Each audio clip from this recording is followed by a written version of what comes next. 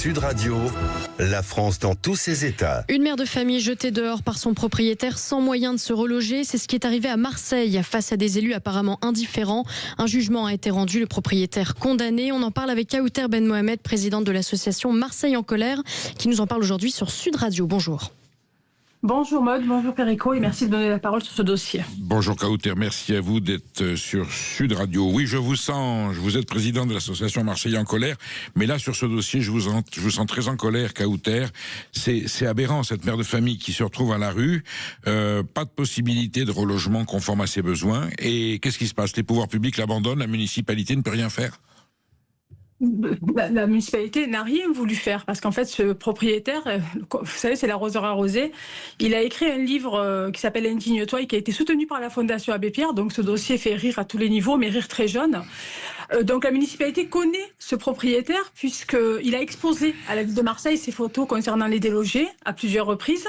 Et donc je n'ai eu de cesse, depuis que j'ai été alertée par l'enseignante du petit de 8 ans, d'alerter M. Amico, qui est l'adjoint à la mairie de Marseille, M. Florent Oudemont, qui est l'ancien président de la Fondation Abbé Pierre et qui est aujourd'hui directeur du service péril de logement de Marseille, à chaque réunion que nous avons à peu près une fois tous les trimestres, d'alerter sur ce dossier. J'ai même amené cette dame en commission avec nous, pour qu'elle puisse exposer sa situation catastrophique, puisqu'elle a dormi dans la rue, elle a dormi dans le commissariat, elle a dormi dans un foyer où son fils âgé de 16 ans à l'époque n'a pu être pris en charge, puisque dans les foyers pour femmes battues, les enfants, ce qu'elle n'est pas, elle était à la rue. En fait, c'est une solution qui a été trouvée par la majeure du commissariat central de Noailles à l'époque pour la mettre en sécurité parce qu'elle était désespérée. Et cette femme a été contrainte de signer de manière illégale ce qu'on appelle un bail sur le long terme, alors qu'elle était en situation de péril structurel, et le propriétaire a fait des propositions de relogement qui étaient toutefois plus que inadaptées, puisque cette dame habitait, elle est née au Panier, elle habitait depuis 17 ans dans cet appartement au Panier, donc comme elle me disait elle-même, elle avait l'habitude de côtoyer des touristes, parce que c'est une zone très boboisée, très gentrifiée et très touristique aujourd'hui, et le propriétaire, pour ceux qui connaissent Marseille, lui a fait une proposition de relogement à Félix Piat, qui est une cité qui est gangrénée par les narcotrafics, où même les salariés de Orange ont exercé leur droit de retrait au mois de décembre parce qu'ils ne voulaient plus y aller à force de fusillades, et quelques kilomètres plus loin, au boulevard Rodot, qui est aussi un secteur complètement sinistré au nord de la ville. Comment on peut considérer ces propositions comme décentes?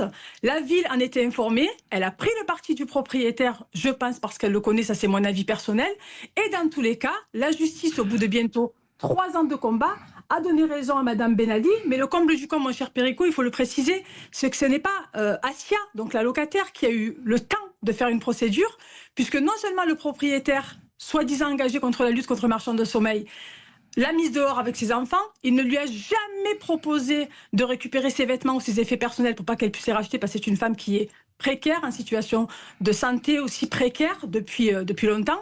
Donc elle a eu tout à racheter depuis le départ, et que c'est son propriétaire qui a fait une procédure contre ça, qui lui a résilié son bail de manière illégale, ça a été aussi rejeté par le juge, et qui lui a demandé 6 000 € d'intérêt. Donc ce dossier est ubuesque à tous les niveaux, et cette dame n'a eu aucun soutien, ni du service péril et logement qui est censé reloger la locataire lorsque le propriétaire est défaillant, ce qu'il est aujourd'hui, et la justice ne le prouve, ni la Fondation Abbé Pierre, auquel on a adressé des dizaines de demandes de prise en charge, au moins pour quelques nuitées, ne lui a répondu de manière positive. Et je vais plus loin, ils m'ont même dit qu'ils attendaient la fin du procès pour se prononcer. Et je trouve honteux que la Fondation Abbé Pierre, qui reçoit des dons de personnes qui pensent que celles-ci viennent toujours en aide aux victimes, se soit rangée du côté du propriétaire et attendu la fin d'une procédure qui a pris quasiment 3 ans et a abandonné cette famille avec 2 enfants mineurs à l'époque. Kauter, pour qu'on comprenne bien la subtilité de ce dossier, Askia Benali est une mère de famille. Quel est le problème? Elle est dans un logement considéré comme insalubre ou qui n'est pas aux normes, c'est ça? En péril culturel. En péril culturel. Qu'est-ce que la loi prévoit dans ces cas-là? Un relogement par les pouvoirs publics, par la municipalité, en termes de réglementation? En termes de réglementation, la loi prévoit, lorsqu'il y a un péril structurel qui est, je le rappelle, décrété par la ville de Marseille et par personne d'autre, c'est pas le propriétaire, c'est pas la métropole, c'est pas l'État. C'est la ville de Marseille qui a seule autorité, enfin la commune quelle qu'elle soit, qui a seule autorité à décréter un arrêté de péril avec évacuation immédiate. Donc normalement, c'est le propriétaire qui doit reloger à ses frais personnels la famille, le locataire, tant que les travaux de rénovation et de mise en sécurité obligatoires par la loi, qui sont écrits sur l'arrêté de péril, n'ont pas été faits. Lorsque le propriétaire est défaillant, comme M. Anthony Mikalev cette fois-ci... Attendez, c'est là où j'ai besoin d'une information. La proposition qu'il a faite était vraiment inacceptable. Est-ce qu'il est tenu de reloger dans les mêmes conditions? Ce sont des conditions de surface, d'accessibilité, de mobilité. Quels sont les critères pour un relogement?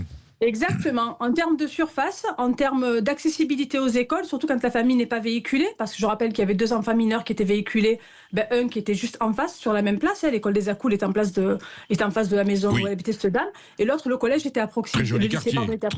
Très joli quartier.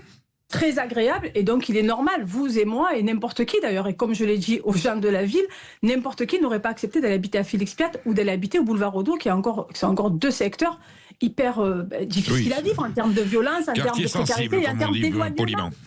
Oui, et en termes d'éloignement des écoles. Et donc là, la loi prévoit, lorsque le propriétaire ne répond pas à ses obligations légales, la loi prévoit que la commune, et encore une fois uniquement la commune, pas la métropole, pas le conseil départemental, pas l'État, reloge obligatoirement dans des conditions décentes, d'accessibilité aux écoles, au travail, etc., au quotidien, en fait, tout simplement de la famille, qui est, je le rappelle, victime, parce que l'état d'un appartement est sous la responsabilité du propriétaire et pas du locataire. Donc la mairie était dans l'obligation de faire des propositions de relogement à cette dame, qu'elle refacturait ensuite au propriétaire. Et la mairie a failli. Kauter, les services sociaux de la ville de Marseille ne doivent pas être à leur premier cas.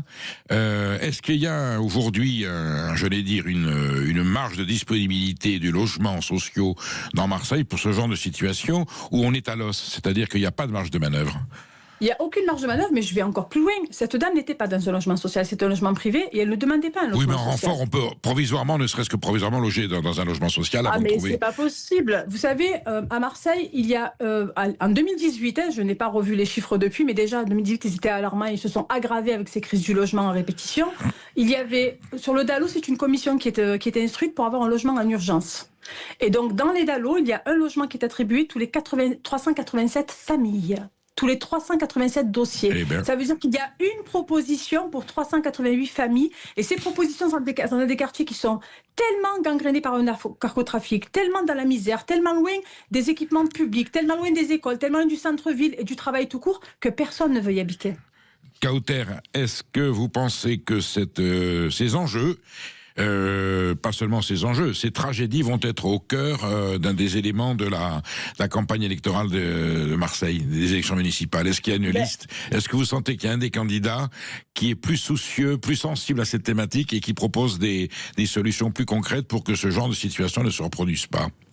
Alors, on parle à quel niveau? On parle du programme sur papier ou de la réalité, en fait? Alors, voilà, c'est la question. Voilà. Est-ce que vous sentez que sur le papier, on peut faire des promesses et puis on n'applique rien?